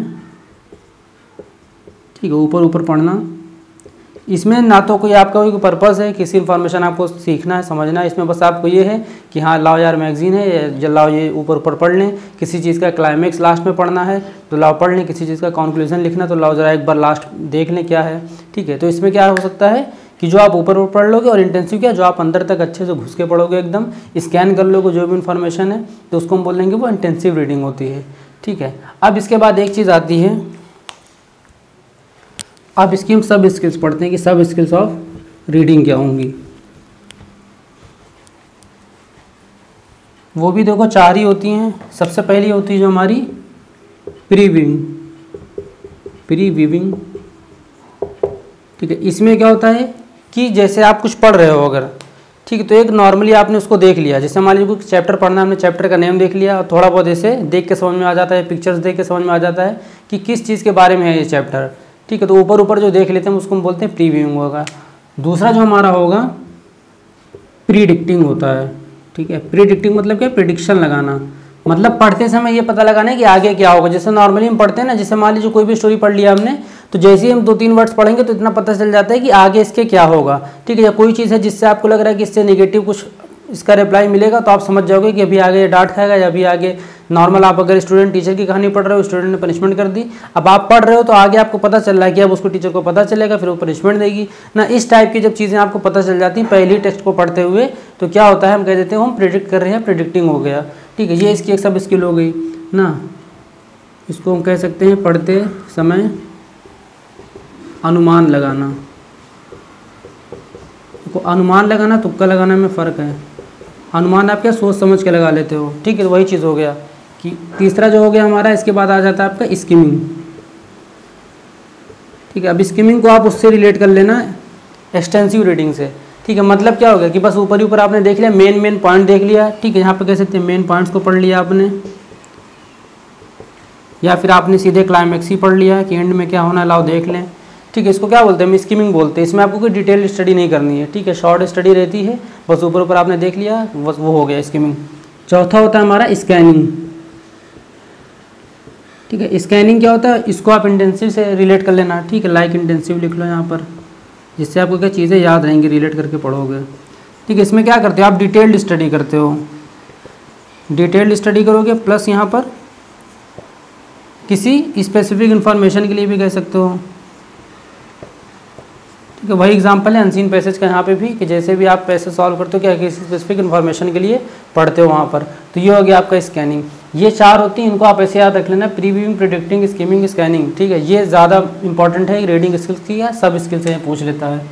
ठीक है, रीडिंग स्किल्स की क्या है ये, सब स्किल्स। ठीक है, तो ये चीज़ याद रखना। अब इसके बाद अब यहाँ पर ये तो देखो इतना कंप्लीट हो गया रीडिंग का। ठीक है, हमने टाइप्स पढ़ लिया और सब स्किल्स पढ़ लिया। इसी तरीके से अब राइटिंग की भी होती हैं, तो उनको भी देखते हैं। अब ये आपकी होती है राइटिंग स्किल्स। ठीक है, अब राइटिंग की कुछ सब स्किल्स हैं, जैसे कि सबसे पहले जो हमारी हो गई एक्सपोजिटरी स्किल। अब एक्सपोजिटरी स्किल में क्या होता है, देखो एक एग्जांपल देंगे, यहाँ पर हम एग्जांपल लिख देंगे, बाकी चीज़ें सुन लो कि क्या होता है। ये एक्सपोजिटरी ऐसी राइटिंग होगी कि जिसमें आप क्या करते हो, किसी एक चीज़ के बारे में या किसी एक चीज़ को खूब अच्छे से डिटेल में लिख रहे हो, उसके बारे में इन्फॉर्मेशन दे रहे हो। जैसे न्यूज़पेपर इसका एग्जांपल होता है कि अगर कोई एक इवेंट हुआ, कुछ हुआ, तो क्या होगा, उसके बारे में पूरी स्पेसिफिक डिटेल जो लिखते हैं उसको हम बोल देते हैं क्या किया आपने, एक्सपोजिटरी राइटिंग किया है। ठीक है, तो इसका एग्जाम्पल आप याद रख लेना न्यूज़पेपर, इससे आप रिलेट कर पाओगे। ठीक है, अब डिस्क्रिप्टिव क्या होता है, जिसे हम बोलते हैं, या फिर हमने कोई भी फ्लिपकार्ट पे, अमेजन पे कुछ भी आप ऐप देखते हो क्या डिस्क्रिप्शन देखते हो ना, मतलब किसी चीज़ के बारे में जब आपको उसके बारे में कुछ इन्फॉर्मेशन दी हो। ठीक है, जैसे कि आपको कोई इवेंट हो गया, ठीक है, या फिर आप कह सकते हो किसी पर्सन या प्लेस के बारे में। ठीक है, क्या हो गया, इसको हम कह सकते हैं पर्सन या प्लेस के बारे में जो इन्फॉर्मेशन हम लिखते हों उसको हम क्या कहेंगे, वो हम डिस्क्रिप्टिव राइटिंग कर रहे हैं उसकी। ठीक है, परसुएसिव क्या होता है, जैसे कि हम एप्लीकेशंस लिखते हैं। ठीक है, या फिर आप कह सकते हो जो एडवर्टीजमेंट्स वाले जो लिखते हैं। ठीक है, थोड़ा अट्रैक्टिव लगे। ठीक है, इसको आप कह सकते हो अट्रैक्टिव लगे, इसलिए इफेक्टिव लगे, अट्रैक्टिव लगे। जैसे कि आपका एप्लीकेशंस हो गया। ठीक है, या फिर आपने किसी को क्या बोलते हैं रिक्वेस्ट किया किसी से कुछ। ठीक है, या किसी से कुछ कंप्लेन किया। अब एप्लीकेशन में क्या यही सब चीज़ें तो हम इंक्लूड करते हैं ना। और आप कह सकते हो इसको एक और क्या बताया था, कंप्लेन, रिक्वेस्ट हो गया, एप्लीकेशन, एडवर्टीजमेंट टाइप वाला। ठीक है, अगर इन सब चीज़ों से रिलेटेड जो भी राइटिंग हम लिखते हैं उसको हम बोल देते हैं ये क्या होगी, हमारी परसुएसिव राइटिंग हो गई। ठीक है, अब एक आता हमारा नैरेटिव राइटिंग। अब देखो नैरेट करना मतलब क्या होता है, स्टोरी बनाना ना। तो क्या होगा, किसी इवेंट के बारे में अगर आप लिखते हो, ठीक है, राइटिंग ऑन एनी इवेंट, किसी एक इवेंट या किसी घटना के बारे में जब आप लिखते हो तो हम कहते थे क्या, वो नैरेटिव राइटिंग हो गई। ठीक है, अब एक बार अच्छे से समझ लेते हैं। एक्सपोजिटरी राइटिंग क्या होगी, जब आप किसी चीज़ के बारे में स्पेसिफिक डिटेल में इन्फॉर्मेशन दे रहे हो, जैसे कि न्यूज़पेपर वगैरह में देते हैं, तो हम क्या बोलते हैं, उसको एक्सपोजिटरी राइटिंग बोल देते हैं। एक होता है हमारा डिस्क्रिप्टिव, जिसमें क्या करते हो आप एक छोटा सा डिस्क्रिप्शन दे दोगे किसी पर्सन या प्लेस के बारे में। ठीक है, परसुएसिव क्या होती है, जैसे कि आप एप्लीकेशन या रिक्वेस्ट या कंप्लेन के लिए या एडवर्टीजमेंट के लिए, इन सब के लिए जो भी राइटिंग्स होती है उसको हम बोल देते हैं वो परसुएसिव राइटिंग हो गई। एग्जाम में सीधा सीधा एग्जाम्पल पूछ सकता है। ठीक है, इनसे रिलेटेड क्वेश्चन दे देगा आपको, या पूछ लेगा न्यूज़पेपर में कौन सी टाइप की राइटिंग होती है या कौन सा एक्सपोजिटरी का एग्जाम्पल है। ठीक है, इनको रिलेट करके ऐसे दे सकता है। नैरेटिव क्या होगा, जब आप किसी घटना के बारे में, किसी इवेंट के बारे में लिखते हो, क्या होगी, नैरेटिव राइटिंग हो गई। अब एक दो वर्ड इधर हैं, पैराफ्रेजिंग और समराइजिंग। पैराफ्रेजिंग क्या होता है, जब आपको बोला जाए, जैसे हम लोग भी कुछ भी पढ़ते हैं, हम क्या कहते हैं, अपने ओन वर्ड्स में लिखो आप। तो जब किसी चीज़ को, किसी इन्फॉर्मेशन को आप अपने ओन वर्ड्स में लिखते हो, ठीक है, राइटिंग इन ओन वर्ड्स, तो हम क्या करेंगे, हम उसको पैराफ्रेजिंग कर रहे हैं। ठीक है, जितना भी हमने पैराग्राफ पढ़ा, ठीक है, अब अपने हिसाब से हम उसको फ्रेज करके लिख रहे हैं। ठीक है, तो ये क्या होती है, पैराफ्रेजिंग हो जाएगी। समराइजिंग क्या होगी, कि आप किसी चीज़ का क्या कर रहे हो, सारा चीज़ पढ़ के एक कॉन्क्लूजन लिख रहे हो, कह सकते हैं हम कॉन्क्लूजन लिख रहे हो, राइट कर रहे हो। ठीक है, ये आपकी क्या हो जाती है, समराइजिंग होगी। समराइजिंग मतलब क्या होता है कि सब चीज़ आपने पढ़ लिया, आप सबको एक साथ मर्ज करके एक नॉर्मल टेक्स्ट में हमको बता दो इन्फॉर्मेशन में कि इसमें पूरे कहानी में था क्या। ठीक है, तो समराइज़ करके आप बता दोगे। ठीक है, अब देखो एक चीज़ आती है स्क्रिबलिंग। स्क्रिबलिंग क्या होता है, ये एग्जाम में क्वेश्चन भी आ जाता है। ये जो बच्चे हमारे घर में क्या करते हैं, दीवार पे गोदागादी करते हैं ना, कहीं छोटा लिख दिया, कहीं पे आम बना दिया, कहीं पे कुछ कर दिया, या नॉर्मल ऐसे भी कर दिया। ठीक है, ये सब चीज़ें जो करते हैं, ये वाली जो राइटिंग होती है ना, इसको बोलते हैं स्क्रिबलिंग राइटिंग। ठीक है, वो अपने हिसाब से कुछ भी बना देंगे, कोई भी डिज़ाइन बना देंगे, वो क्या हो जाती है, हमारी स्क्रिबलिंग राइटिंग हो जाती है। तो इसमें भी बस इतना ही है, बस आपको मेन ये टर्म्स याद रखने हैं। ठीक है, यही इंपॉर्टेंट है, क्या होता है थोड़ा बहुत बस पहचान कर लेनी है। सिनेरियो के बेस पे पूछ लेगा या कभी कभी डायरेक्ट भी पूछ लेता है। ठीक है, अब इतना हो गया। अब इसके बाद हम थोड़ा मैगजीम्स ऑफ लैंग्वेज टीचिंग पढ़ेंगे ना, वही वाला अमूर्त से अमूर्त, कॉन्क्रीट टू एब्स्ट्रैक्ट, ये सब टाइप वाले। ठीक है, चलो फिर अब देखते हैं अभी। अब देखो ये होता है हमारा मैगजीम्स ऑफ लैंग्वेज टीचिंग। ठीक है, नॉर्मली ये हमारे सिर्फ लैंग्वेज में हर चीज़ पढ़ाने में ये मैगजीम्स का या इन सूत्रों का, ठीक है, यूज़ होता है। लिख देते हैं यहाँ पर, सूत्र होते हैं आपके कि हमें किस ओर से किस ओर पढ़ाना चाहिए। अब कॉन्क्रीट टू एब्स्ट्रैक्ट मतलब क्या, मूर्त से अमूर्त की ओर, मतलब पहले क्या चीज़ों को हम बच्चों के सामने रखेंगे। ठीक है, वो उसको देखेगा, टच करेगा, फील करेगा, उससे सिखाएंगे। ठीक है, जैसे अगर मान लो अगर हमको उसको कुछ भी पढ़ाना हो तो क्या करेंगे, उसके पास एक वैसा ऑब्जेक्ट ला के रख देंगे। ठीक है, ताकि वो उसको देखे, तब आसानी से समझेगा वो। उसके बाद फिर उसको हम एब्स्ट्रैक्ट में पढ़ा सकते हैं। ठीक है, सिंपल टू कॉम्प्लेक्स मतलब पहले क्या, उसको आप सिंपल चीज़ें पढ़ाओ ना। नॉर्मली अगर आप कुछ भी आप पढ़ा रहे हो, मान लो आप मैथ्स में कुछ पढ़ा रहे हो, तो आप उसको डायरेक्ट फॉर्मूले थोड़ी ना बता दोगे, पहले उसको नंबर्स के बारे में नॉलेज दोगे। ठीक है, वो कम से कम नंबर से खेलने लगे, उसके अंदर न्यूमरेसी डेवलप हो जाए। ठीक है, जो मैथ्स पेडागोजी पूरा पढ़ाया था, तो वही चीज़ होगी यहाँ पर। होल टू पार्ट्स मतलब क्या, पहले आप उसको एक ओवरव्यू दे दो पूरे चैप्टर का।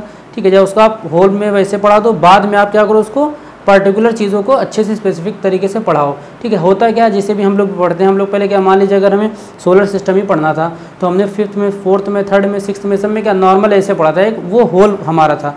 उसके बाद जैसे ही क्या बोलते हैं हम यहाँ पर, जैसे ही बड़ी क्लास में आए या तैयारी भी कर रहे हैं, तो आप सोलर सिस्टम पढ़ रहे हैं, तो क्या हम उसके पार्ट्स के बारे में पढ़ रहे हैं। ठीक है, पहले हमको बस ये था कि हाँ 8-9 प्लैनेट्स होते हैं, ये हमने पढ़ लिया। अब हम अर्थ के बारे में अलग पढ़ रहे हैं, मार्स के बारे में अलग पढ़ रहे हैं। ठीक है, जुपिटर के बारे में अलग पढ़ रहे हैं। तो क्या अब हम पार्ट्स पे जा रहे हैं, तो मतलब होल से आप पार्ट की ओर बढ़ो। दूसरा है अननोन, वो नोन टू अननोन, मतलब पहले क्या, बच्चे की जो प्रीवियस नॉलेज है, जो उसको पहले से पता है, उससे रिलेट करके आप पढ़ाओ अगली चीज़ों को, तब वो क्या करेगा, उनमें कनेक्शन बैठा पाएगा। ठीक है, इसलिए जो पहले जानता है, ठीक है, पहले आप उसको पढ़ाओ, उससे रिलेट करो, उसके डेली लाइफ से रिलेट करोगे, तब वो क्या करेगा, जो नई चीज़ें उनको सीख पाएगा। अब आता है इंडक्टिव टू डिडक्टिव। अब इंडक्टिव क्या होता है आपका, वही बताया था, जैसे एग्जाम्पल से रूल की ओर, एग्जाम्पल से रूल की ओर पढ़ेंगे आप, और इसमें क्या होगा, रूल बता दोगे, फिर उसको क्या करोगे आप, फिर वो अप्लाई कर देगा। ठीक है, जैसे यहाँ पर अगर आपने उसको कोई चीज़ पढ़ाया, तो पहले आप एक एग्जाम्पल दो, उसके बाद क्या करोगे, आप उसको बता दोगे कि हाँ ये चीज़ देखो ऐसी हुई थी, इसका रूल ये था। अब उसने रूल सीख लिया। अब क्या होता है कि ज़्यादा हमारा फ्रूटफुल कौन सा होता है, ये वाला होता है। ठीक है, जो अब हम यूज़ करते हैं। अभी अगर मान लो हमको कोई भी टॉपिक पढ़ना होगा, अगर हमें उसको फार्मूला पता है, ठीक है। तो क्या होगा, उस फार्मूले के बेस पे हमें कोई भी क्वेश्चन तुम दे दोगे, कितना भी इंटरचेंज कर दो मैग्नीट्यूड में, नंबर्स में, कुछ में भी, हम क्या करेंगे, उसको निकाल ले जाएंगे। तो ये ज़्यादा अच्छा मेथड होता है, लेकिन शुरू में क्या बोलते हैं, ये ज़्यादा अच्छा होता है प्राइमरी तक, उसके बाद से फिर ये मेथड अच्छा होता है। तो इसलिए हमें इंडक्टिव से डिडक्टिव की ओर पढ़ाना चाहिए। ये लैंग्वेज का भी हो गया, और ये आपका लगभग हर टीचिंग का, जब भी एग्जाम में क्वेश्चन आ जाए, मैगजीन्स आ जाता है, ठीक है, पूछ लेता है कि इनमें कौन सा सही है, ठीक है, थोड़ा इधर उधर कर देगा, कोई एक पेयर सही होगा, पूछ लेगा एग्जाम में कि कौन सा पेयर सही है। तो ये चीज़ याद रखना अच्छे से, ठीक है। अब इसके बाद हम पढ़ते हैं जो हमारे टीचिंग मेथड्स हैं, ठीक है, इंग्लिश लैंग्वेज के, उनको, ठीक है। ग्रामर ट्रांसलेशन मेथड में देखते हैं हम, ठीक है। सबसे पहला जो मेथड होता है हमारा टीचिंग का, वो ग्रामर ट्रांसलेशन मेथड था, क्योंकि ये क्या ओल्डेस्ट है, ठीक है। और जो एग्जाम के अगर हिसाब से देखो, तो सबसे इंपॉर्टेंट जो है पहला ग्रामर ट्रांसलेशन मेथड है, दूसरा आपका डायरेक्ट मेथड है, तो तीसरा CLT, ठीक है, कम्युनिकेटिव वाला मेथड। तो वो क्या होगा, ये तीनों है तो 4 5 6, ठीक है, जितने भी हो, मगर जो मेन इंपॉर्टेंट है वो ये 3 होते हैं। सबसे पहला हम समझेंगे कि ये जो ग्रामर ट्रांसलेशन मेथड है ये क्या होता है। अब देखो वर्ड से ही समझो, ग्रामर ट्रांसलेशन मेथड मतलब ग्रामर का आप ट्रांसलेट करते हो। इसमें क्या होता है, सबसे पहली बात तो इसके 2-3 नाम जान लो। ओल्डेस्ट मेथड है, क्लासिकल मेथड और ट्रेडिशनल मेथड भी बोलते हैं, ठीक है। ट्रांसलेशन बेस्ड होता है, मतलब इसमें क्या होता है कि टीचर किसी सेंटेंस को पढ़ा और उसको बच्चे की जो मदर टंग होगी, चाहे हिंदी हो या जो भी रीजनल लैंग्वेज हो, उसमें क्या करेगा, वो ट्रांसलेट करके उनको समझा देगा, ठीक है। एक लाइन पढ़ेगा और उसको हिंदी में, अगर हम लोग यूज़ करें मदर टंग, तो हिंदी में ट्रांसलेट करके बता देगा, ठीक है। ये हो गया translation based. Use of mother टंग हो रहा है, क्यों, क्योंकि वो क्या कर रहा है, उसको ट्रांसलेट करके उसकी मदर टंग में ही बता रहा है।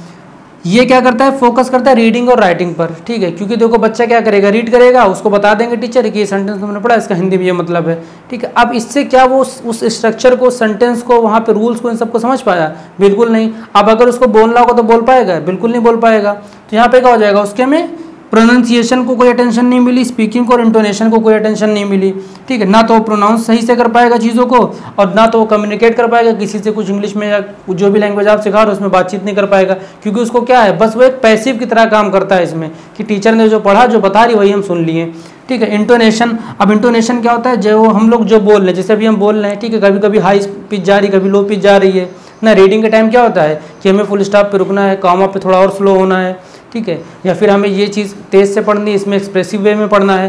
तो ये सब क्या इंटोनेशन आता है ना, जैसे मान लीजिए हाई स्पीच, लो स्पीच, इस तरह वो, ठीक है, ये हाई स्पीच, लो पिच, ये वाला, ठीक है, ये क्या होता है, हमारा इंटोनेशन होता है। अब इसके बाद हम बात करते हैं इसमें कौन सा मेथड यूज़ होता है, डिडक्टिव मेथड।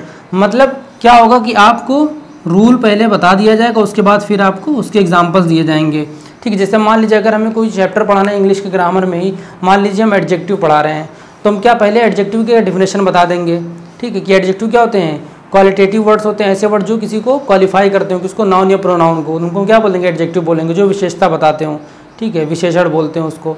अब ये चीज़ हमने बच्चों को बता दी, अब उसको हम 10 एग्जाम्पल दे देंगे और 10 एग्जाम्पल पलट के वो भी हमको दे सकता है, ठीक है। तो ये चीज़ होती है हमारी डिडक्टिव मेथड की, जब हम पहले रूल या डिफिनेशन बताएंगे, उसके बाद फिर बच्चा उसके एप्लीकेशन या एग्जाम्पल्स ये सब बताएगा, ठीक है। अब ग्रामर ट्रांसलेशन मेथड में बस इतनी चीज़ें होती हैं।